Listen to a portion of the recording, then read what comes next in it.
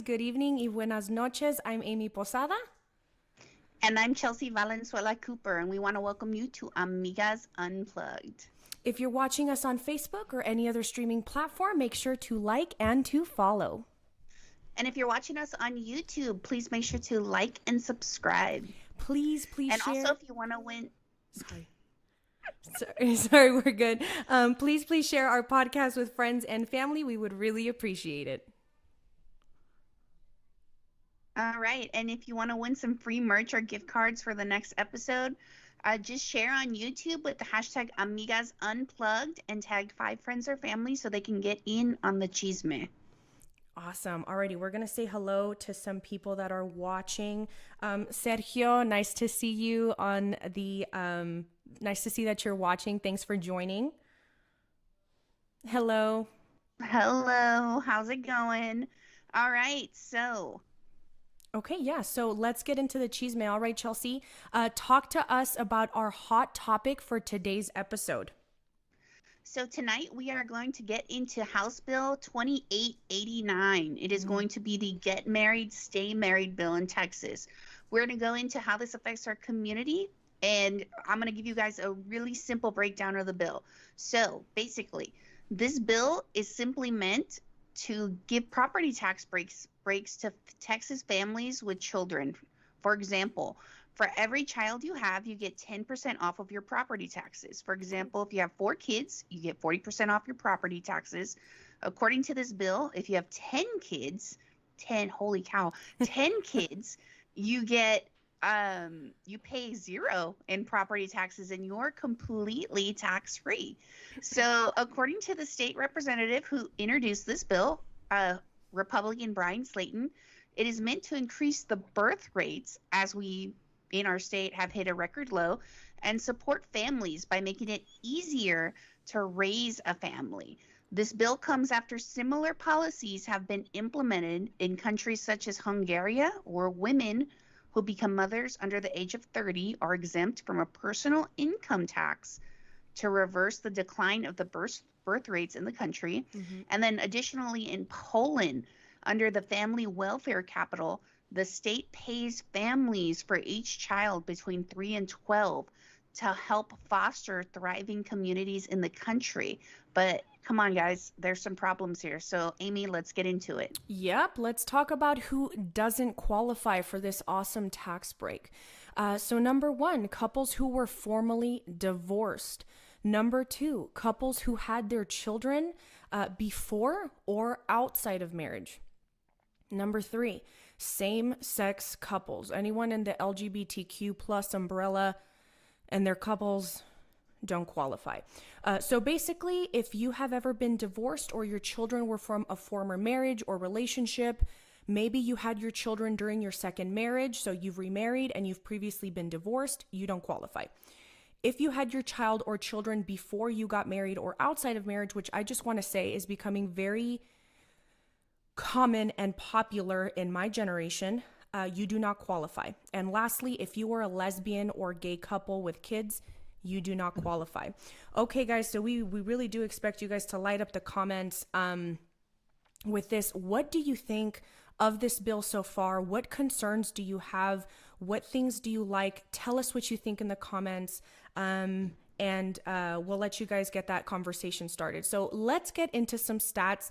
We did a lot of research for you guys and consulted with some professionals and experts for y'all. And I want to start off by saying that there isn't a lot of in-depth research on Latinos and Hispanics the way that there is for Caucasian and African American communities. Hopefully this reaches someone's ears and that begins to change, especially considering that we are the largest racial and ethnic group in the United States of America. Now, and this isn't to throw shade at anyone or make anyone feel less, but you know, our community, we might not riot, we might not protest, we might not make everything a big deal and complain about stuff. But according to the census, the Hispanic population of the United States of America as of July 1st of 2022 is the nation's largest racial and ethnic minority group at 19.1% of the total population in the United States. Chelsea, you want to get us into the stats? Okay, guys, so this is going to be a mouthful, so bear with me.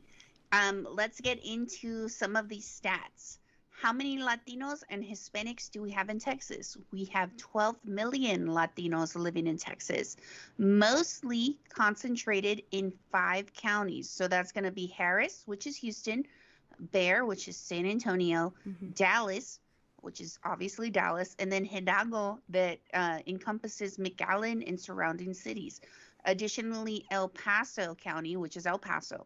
San Antonio is the city with the highest percentage of Latinos, around 64% of its overall percentage being Latino. Mm. What percentage of the population are we in the state of Texas? So, drum roll, please.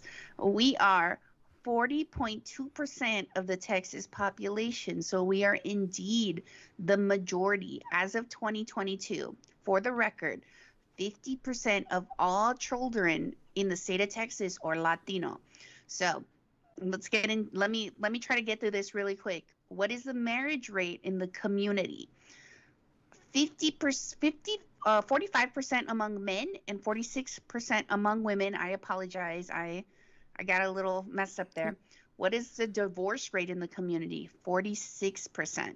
So what is the percentage of Hispanic and Latinos that never marry? 37.5. What is the average number of children per family unit in the community? 3 or more. So Hispanics are actually far more likely to have larger families, which isn't a surprise, guys. So just to clarify, we weren't able to find the average amount of property taxes paid in Texas by Latinos or those who are cohabitating, what that rate was in our community. So these are what the stats we have, and this is what we're going to have to do with as far as info. Cool. Okay, so right off the bat, I have some concerns with this bill, and particularly it's who doesn't qualify that worries me. And I know you guys are sharing the same sentiment as Chelseay and I, specifically because of the stats that Chelseay just mentioned. So 45.5, basically average, right? 45.5% of Hispanics and Latinos get married. But then 46% of us get divorced. So slightly more divorces than marriages. Also, according to BGSU, in 2021, Hispanic males experienced the highest rate of remarriage at 40.7% and Hispanic females at 20.7%. That's kind of crazy, right, Chels? That's super surprising, honestly. Yeah, no, it's kind of wild. So the fact is, we have a high marriage rate, a high divorce rate, and a high remarriage rate. So which says that Latinos are all about second and even third, even fourth chances when it comes to love and relationships. So automatically our community is already not at the best start at qualifying for this bill when it comes to the majority speaking, right? And that's what our primary concern is. How does the Get Married, Stay Married bill affect our community? And in terms of who would not qualify, approximately 79.07% of Hispanic and Latino adults in Texas will not get to take advantage of this bill, whether they don't qualify because of the reasons I said above or because they never married or whatever the reason is. And now that said, 20.93% of Hispanics and Latinos will indeed get to take advantage of it. So a little bit more than 1 in 5, which is pretty good. And now so, in my generation, we say a win is a win. Okay. A win is a win. So in a way, we can say that this will benefit the Latino population. It just depends how you look at it, right? What your perspective is. Another point I want to make, okay, is that as of 2022, 48% of Hispanics in the United States are pro-life. It's down 4% since 2014. It used to be 52% were pro-life. Now, with 45% of Hispanics being pro-abortion. So now I bring this up because Hispanics are the only minority group in America that generally are opposed to abortion, which tells me that this is an important issue to us. Yet this bill, it wouldn't resonate with the Latino community on that front. Now, I know that this is a stretch, okay? I know that this is a stretch, but for example, I recently was discussing this bill with a Latina, and I can't disclose her career or her employer, but she's very well versed in legislation and in law. And when I told her about this bill, she said, wow, this bill is very anti-life, which immediately I was like, exactly, because her thought went to exactly what my thought was. And maybe this isn't a concern that most people think of. But when I think, when I read who doesn't qualify for this bill, I think of the countless Latina friends that I have that chose life for their baby at 15, 16, 17 years of age. That were not married, right? And they would be excluded from benefiting from this tax break. And all because they chose life for their baby. Would it have been better had they had an abortion, waited to get married, then have kids? That idea just bugs me a bit, right?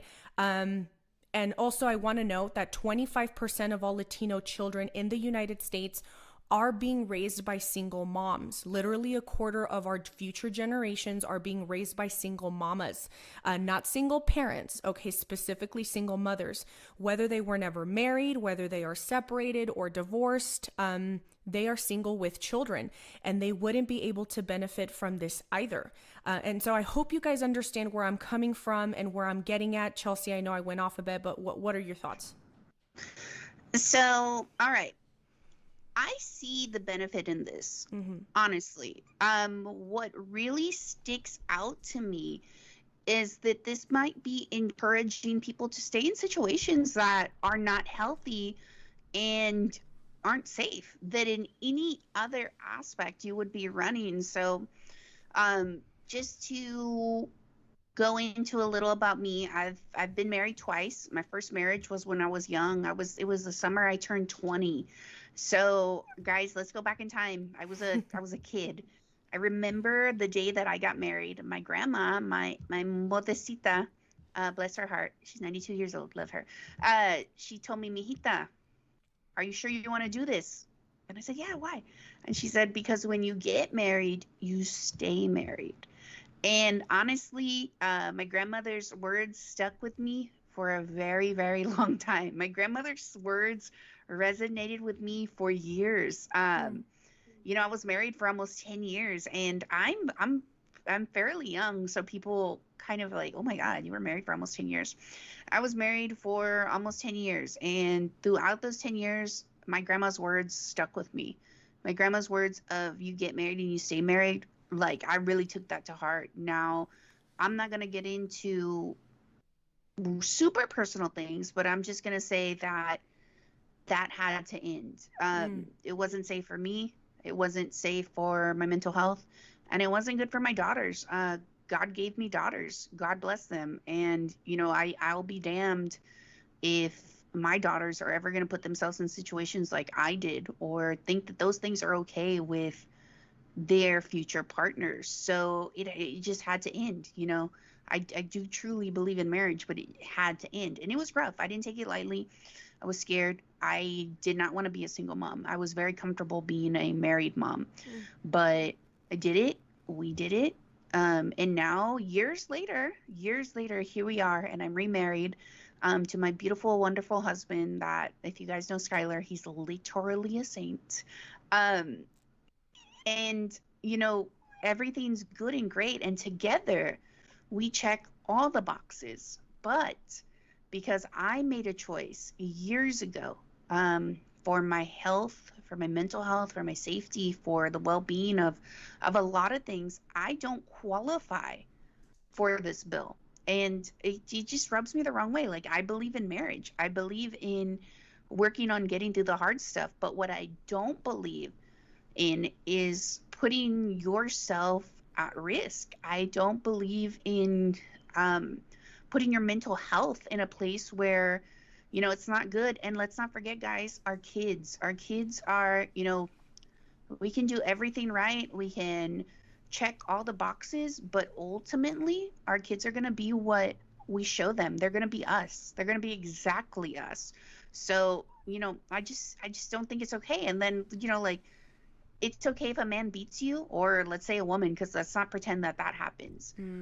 You still stay? Do you stay at any cost? Do you stay when domestic violence kills you? Like, that just does not sit right with me. So circling back, I'm going to say, What I'm getting at is your life and your kids' lives are not worth the money that you might get from this tax incentive. You know what I mean? Like, it's just not, it's not worth it to me. And I don't think we should be encouraging people like that. Mm. But, and then additionally, guys, I think this is very interesting. I want to get into the person who wrote this bill. Mm. So let's touch on former Representative Brian Slayton. Mm. He wrote this bill, Get Married and Stay Married. I'm not too sure who knows this, and this might be the chisme of what we're talking about. Is he was removed from the Texas House. He was actually the first member ousted since 1927. ¿Por qué? You might be asking yourself why. Because, okay, hold on. He engaged in an inappropriate relationship with an aide. He basically got a very young girl drunk and had relations with her. Super inappropriate. Mm. So, but yet he authored this bill, Get Married and Stay Married. Like, bro, be so for real right now. What? So, you know, I know that a lot of, and I might get some hate for this, but I know a lot of super right folks don't like pointing out um, maybe imperfections or realities with other fellow Republicans. But with this, come on. Yeah, and I believe that as Republicans, we should hold other Republicans accountable and hold ourselves to a higher standard. That's just me. Now, I want to make it very clear. I'm personally impartial towards this bill. Superficially, I like it because if I had children, I would benefit from this bill, and tens, if not hundreds of thousands of traditional Hispanic and Latino families will benefit from this. And I think it has good intentions. I think a point that I think this bill was also trying to make is that my generation definitely doesn't see marriage as something that's like forever, right? A lot of my friends, like I talk to them, they're like, nah, marriage is just a piece of paper, or it's just a social construct, or it's just, you know, whatever. And I do think that personally, I think that needs to change. And I think this bill was trying to address that issue as well. But as Chelseay mentioned, and as I mentioned earlier, there are a lot of issues here with this bill. And we will end with this. 1 in 5 Hispanics and Latinos, if this bill comes to pass, will benefit from this. Okay? Yeah. So it's before we get in, that was a whole mouthful, guys. And I feel like we said a lot and there's still a lot to say, and I'm very curious as to what people have to say about this bill. Like, what do you think? This is real life. This is happening in Texas. But let's get into our Let's Be Real. So our Let's Be Real topic is meant to not have the popular opinion. One of us may or may not have a popular opinion. I don't want to say which one of us, but if you look back at our last episode, you know who does and who doesn't. So, all right. So our Let's Be Real segment is actually going to be about Selena. So Selena Quintanilla-Perez, commonly referred to as the Queen of Tejano music, was born on April 16th, 1971 in Lake Jackson, Texas. Her contributions to music and fashion have made her one of the most celebrated Mexican-American entertainers of the late 20th century and beyond. Even almost 30 years after her tragic death, 28 to be exact, she remains a beloved icon in the Latino community. Selena's life was cut short on March 31st, 1995. She was shot and killed by Yolanda Saldivar, her friend, okay, and former manager of Selena Boutiques. Saldivar was convicted and sentenced to life in prison with the possibility of parole after 30 years. So that 30 years is actually coming up in 2025. So in the past 3 decades, Selena's legacy has been marred by controversies that have affected not only her death and her life, but her family. These have ranged from mishandling of her finances, the debates surrounding her death, and then also one of the biggest debates that I remember was Jennifer Lopez playing her. So, and then also her biopic being released just a year after her passing. So I was a kid when she passed away. Two of the biggest things I remember was, one, people were so upset that the film was being made. She wasn't even dead for a year, and it was being made. And then the second one was Jennifer Lopez playing her. So I don't know if you guys remember, and you millennials need to speak up, because I know you remember that there was auditions all over the state of Texas, in every major city, to find who would play Selena. And at the end of all of that, they actually picked Jennifer Lopez, who wasn't as well known. Now, she wasn't J-Lo at the time. Right. She was just like J-Lo from In Living Color, dancer Jennifer Lopez. But they picked her to play Selena, and why that was a big deal is because Jennifer Lopez is Puerto Rican, and obviously Selena was a Mexican American, so people were pretty up in arms about that. Yeah. So before we get into it, tell us your thoughts on Selena. If she means something to you and your family, if you are Hispanic, Latino, right? If you're not a part of the community, what impact did she have on you? Maybe historically speaking, how did her music pave a way for our community? Let us know in the comments. Cool. Let's get into it, Chelsea. All right, so I'm gonna age myself here, but I was around 7 when Selena was killed, and I remember this really well because it was everywhere. Like, it was all over TV. I remember the standoff with Yolandi in her Chevy truck. Like, I remember all of that. I will admit that I did not actually start listening to her music really truly till I was much older. I was like a teenager.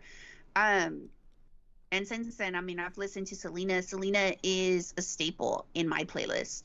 But, when the movie came out, my mom took us to see it. I actually remember, so my little grandma, she that was probably the only time I've ever seen my grandma go to the movies, is when we went to go see Selena. I had a Selena doll. But I remember her music just being so catchy and so good, and she was a girl, and it was so cool. It wasn't until later on in life that I truly gauged what she did for the community and how to pave the way for not only female Tejano singers, because I want to remind you guys that Selena was actually the first and probably one of the only female Tejano singers to make it in a male-dominated field. And then also what she did for brown girls. I mean, brown girls in general. If Selena could do it, anybody could. But with all that being said, I'm a big Selena girly. You guys know from our very first episode. Amy has a little bit of a different, or had past tense, had a little bit of a different view, and so we're gonna get into that. Let's go, Amy. Let's go. Look, all I'm gonna say is that I have recently come to liking Selena. I for years I pretty much like tolerated her music in her image. That it's good music, okay? Just that I wouldn't admit it back then. But it's all because, right? Like, drum roll, please. It is all because of a conspiracy theory, which is just absolutely ridiculous now that I think back at it. But actually, the conspiracy theory was believed by my grandma, who R.I.P., she passed away. She's my mom's mom. She was into it. She was not that she was into the conspiracy theory, right? But she was like a believer of the conspiracy theory, and she was upset. So I was upset. But basically the conspiracy theory and this was on the news. I just want to say that this conspiracy theory was like believed by many people, promoted by many people. It was on the news. And basically it was that Selena had died. The reason she died was because of her family's faith and religious beliefs. And it's common knowledge that her family was incredibly religious. And her religious beliefs were that it prohibited her from getting a blood transfusion because they were Jehovah's Witnesses. And in their faith, it states that transfusions are a big conviction. That's what it states. Like if you look at it online, if you like talk to people in their faith, like it's a big conviction. That's the word they use. And it's a big no-no. Okay. So in my head, right, I basically thought that she died out of choice, right? I'm like, okay, so she's a big deal because she died and she died out of choice. So she could have been saved, right? Was my thought process. Okay. But I was 7 years old. I believed it and it stayed with me for about 15 years. Like I said, I recently came to a liking of Selena. Yeah. And so, okay, wait, can I be like super honest? And in the wise words of my 13-year-old daughter, be so for real right now. Yes. So I can see a little Amy being like, why do you guys even like her? Like no.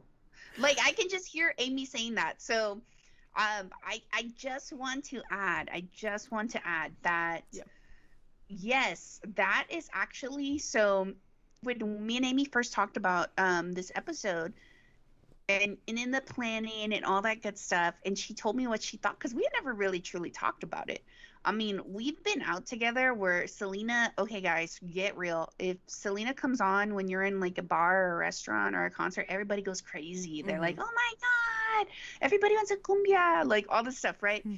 I had never heard what she truly thought. So when I heard this, I was like, okay, yeah, that I've actually heard that a million times. And I told her yesterday, I said, Amy, in this economy, no, but in any other economy, if you had $1 for every time somebody said this same, like, hey, she actually died because her family didn't want to get her a blood transfusion, you'd be a millionaire because it's so common. There's actually a lot, and we talked about this a little yesterday. There's a lot of theories out there on her life, her death, and everything else. But, you know, just to be to the point, at that time, they would have done it no matter what. It wouldn't have been a question of, hey, is this girl a Jehovah's Witness or no? They would have said that. But the fact of the matter is that by the time, and there's an interview with her father that you can go see this on, and if I find it, I'll actually link it in the show notes. But where he's saying that, like, no, absolutely not, that wasn't true. And second, by the time she got to the hospital, she was already gone. The damage was irreversible. They could not fix it. So, yeah, guys. Yeah, no, yeah, I've heard that as well. And I want to note that I literally started liking her when I read 2 articles and when I saw one video, and it was back like 5 years ago. No, actually, I think it was like 3 or 4 years ago, something like that. But the video was basically Selena talking about how she was against abortion, which, as we mentioned earlier, is a typical view for Latinos. And so, you know, I was like, oh, that's pretty cool for her to be open and, like, you know, defending life and stuff like that. The articles that I read were actually about how Republican Congressman Ron Paul, check this out, guys, because I'm about to blow some of y'all's mind. She blew my mind when she told me this. So Republican Congressman Ron Paul was the doctor who delivered her at birth. Her dad actually came out and talked to some news reporters about it. And I was like, wow, that's incredible. Like, that's because he's one of my favorite congressmen. So I was like, that's super cool. So, yeah, but you mentioned Yolanda earlier. So let's get into that, Chelsea. All right, so Yolanda, she is actually up for parole. And I'm laughing, but it's not funny. Serious face. March 30th, 2025. She is serving a life sentence at Mountain View Female Correctional Unit in Gatesville, Texas, operated by the Texas Department of Criminal Justice. As we said, that she's eligible for parole. So, a question that a lot of something that comes up a lot is people, and I've seen it on TikTok, I've seen it on social medias. Well, they'll be like, hey, like, Yolanda's might as well stay in jail because she is basically like a dead woman once she's out. I truly believe she is one of the most hated women in Texas, if not the country. What do you think, Amy? You know, that's a tough one because, you know, I think she is like the Casey Anthony of Texas. You know how like everyone Yeah, in Florida hates Casey Anthony? I think I everyone hate in her Texas, too. like I hate her, and I hate I her. didn't even like Selena, and I was like, yeah, I hate this chick. Like, but I will say you know, because kind of going back to your point, like I don't think she would last very long if she did get right, if she did get out on parole. I don't think she would last very long because of the power of, and we can say it's the power of love, the power of Selena, the power of her following, but it's just like the power her music had on people, and she just has such a strong following that yeah, I mean, you're right. I don't think she would last a day outside of prison. At all. I think she would have a target on her back. I think people are crazy nowadays. People have killed for less. So yeah. Yeah, I definitely think so. First and foremost, I just want to say that I definitely think she shouldn't have got life in prison. She should have been put to death. Mm. Like I Mm. no, absolutely. I'm sorry. Second, I have seen numerous interviews. So this lady was interviewed by like God, what? It's not Dateline. It's not Dateline anymore. Back in the day, like these news outlets, Mhm. and she gives like this very, she gives this stupid excuse of how she accidentally killed Selena. She says she was walking out the door, and she had this gun slanted, and Selena was walking out slanted. And I'm not even making this up. This is a legitimate interview Mm. that Yolanda put out. That Selena was walking out the door crooked and slanted, and she shot her. And no, bro, you killed her. You killed her, and you meant to kill her. So I definitely don't think, I don't think she's gonna get out. And if she were, I don't think it looks good for Yolandi. Yeah. So Yolandi. Chelsea, I want to pick your brain a little bit here. So, do you think that her death was like, because Yolandi, right? She was a friend. She was a friend to Selena. So, and that's crazy, right? To think that a friend can do something like that to you, and maybe that's just a whole other podcast episode. But what do you think? Do you think it was hatred? Do you think it was jealousy? Do you think it was greed? Was it over money? I've heard theories about that. I know my mom and my grandma used to talk about that, like that there was money involved, and I think wasn't it that she was getting shortchanged, or like Selena was getting She shortchanged, was or embezzling money from her boutiques. mm, And I really truly think that it was one um obsession, like a sick obsession, and then two was that she was getting caught. And I've said this before, not on the podcast, but just in real life. mhm. When people get desperate and when people get like they're backed into the corner, they do crazy things. So I think that obsession mixed in with like, oh shit, I'm caught, was just too much. And I didn't mean to say shit, so Joel, bleep me out. Bleep me out. Um but you know what I mean? It's like she it was a lot of things, but I think she did it, and then she backtracked. She first off held herself hostage in her vehicle for hours upon hours. And that's another thing I remember. I was young, but I remember it being on the news.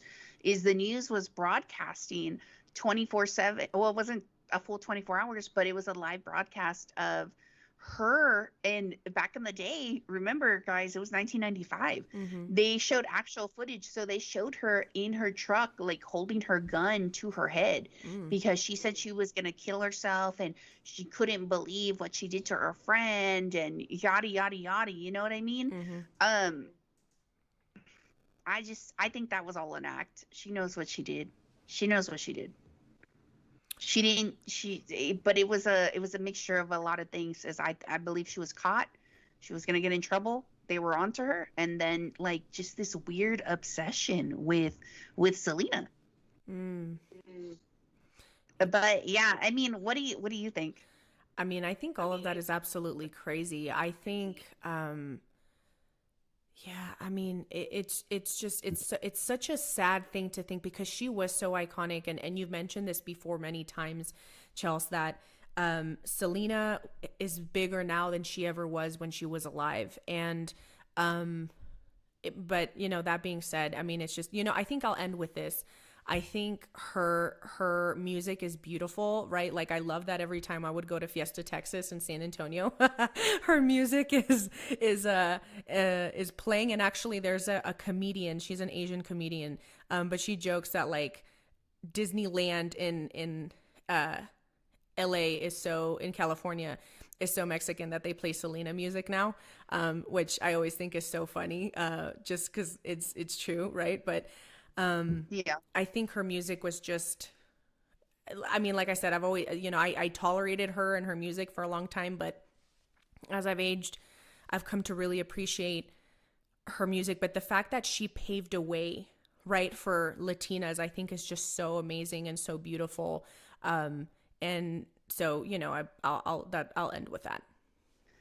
Yeah, guys, that's a whole like I feel like we could probably do another segment on the movie Mm. and the Netflix show, and there's also been two books written, but there's a time and a place, and maybe we'll come back to this, but we definitely want to know what you guys think in the comments. If you're rewatching this later on YouTube or Facebook, like let us know. We will read them. But all right, guys, as we move along, as promised in our initial episode, we will have a small business shout out every episode to support Latino and Hispanic owned small businesses out there.